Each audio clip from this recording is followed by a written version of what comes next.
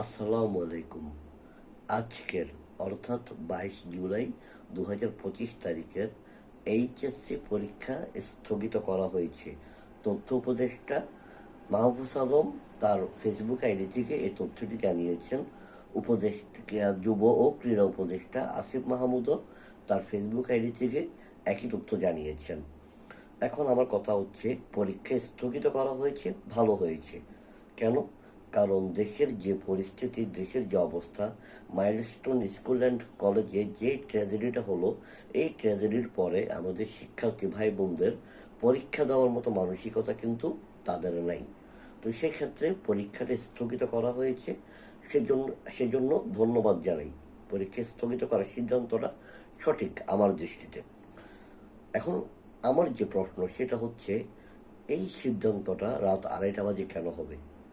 এই ঘোষণাটা রাত 2:30 কেন দিতে হবে? কেন এই সিদ্ধান্তটা আগে নেওয়া হলো না? কেন এই ঘোষণাটা আগে দেওয়া হলো না?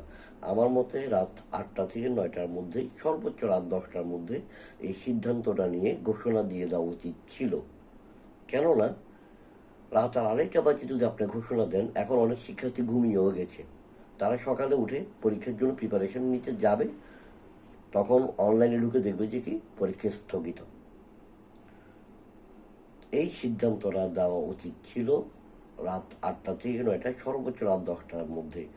আশা করি আগামীবার থেকে কোনো বিপর্যয়ে, প্রাকৃতিক কিংবা অপ্রাকৃতিক, প্রাকৃতিক বিপর্যয় কিংবা কোনো দুর্যোগে কিংবা দেশের কোনো প্রতিকূল পরিস্থিতিতে, কোনো ট্র্যাজেডিতে আশা করি এই ধরনের সিদ্ধান্তগুলো আগে ভাগেই নেওয়া হবে, যথেষ্ট সময় হাতে রেখে নেওয়া হবে।